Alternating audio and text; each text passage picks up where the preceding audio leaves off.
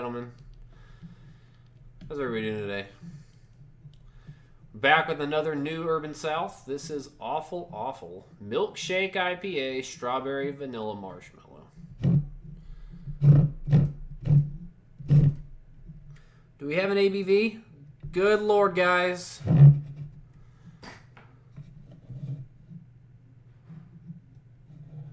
Wait for it. Oh, 8.1%. Alcohol by volume contains lactose. This wasn't always there, right? They haven't always had a ABV there? No. That's what I thought. Looks like they finally started putting it on the cans, everybody. Timmy complained enough.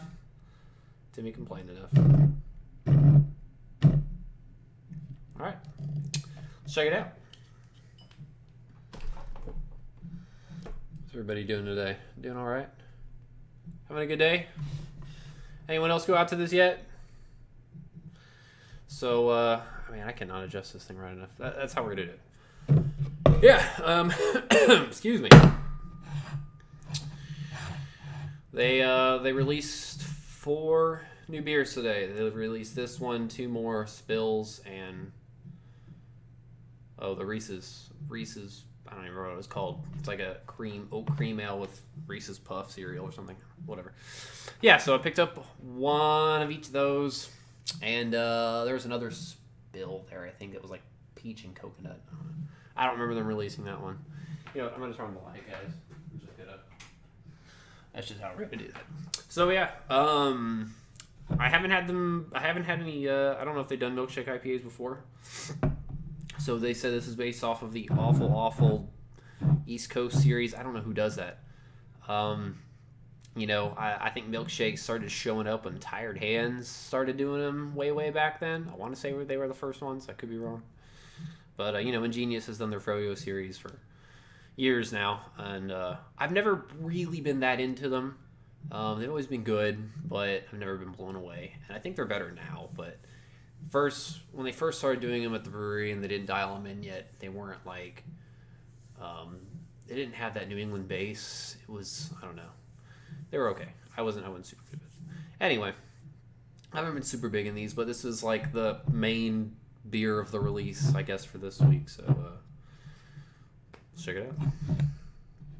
Is it going to explode? Is it going to explode, everybody?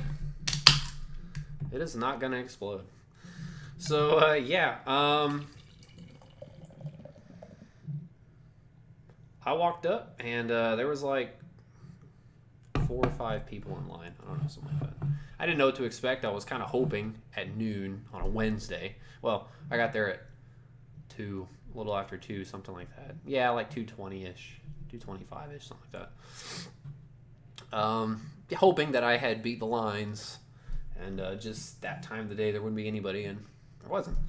Whether or not it had to do with the time of the day or all the people complaining about all the exploding cans and not wanting to risk it, who knows? But it was super easy in and out. That was nice. So these things could be solid at best, and I'd be fine with it because I stood in line for like 5 minutes. So not too bad. But yeah, let's see. This pours out super hazy. Definitely has that kind of strawberry puree milkshake type of thing to it. Obviously not as quite as thick as a real milkshake, but slightly pink head. Pretty foamy. Pretty nice. Looks good. It looks good. Guys, check out the aroma. Yep, that's a ton of strawberry. So this has vanilla and marshmallow. Yeah, a lot of strawberry on the aroma. A lot of vanilla.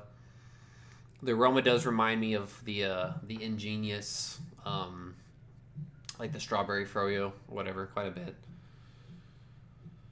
It's got that like sweet pureed strawberry, the vanilla, the lactose. I mean, I couldn't tell you that I got marshmallow off the aroma or anything. It's just mostly strawberry vanilla.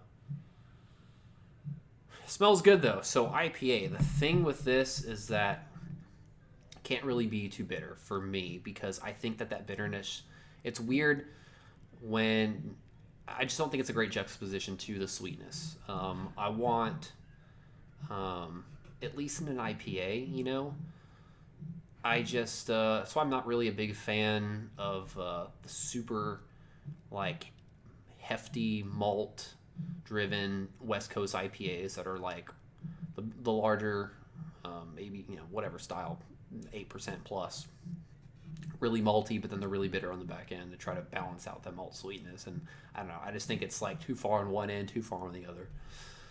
So hopefully this finishes dry and maybe just a slight bit of bitterness. But let's check it out. Cheers.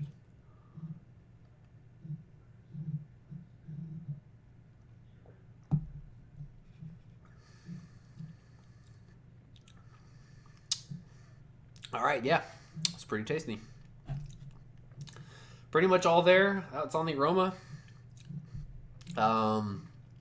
Plenty of strawberry. It's got that nice strawberry. It's not like crazy.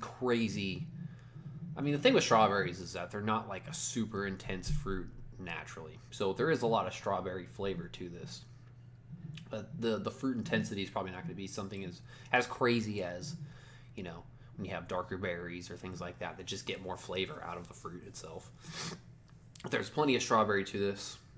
Plenty of vanilla and marshmallow. There is a slight bit of bitterness that comes in kind of almost initial to mid palate. It fades pretty quickly though. It definitely has more of a lingering sweetness, but there is just a hint of bitterness on the back end. Mouthfeel is super awesome. It's real low carb, nice and full.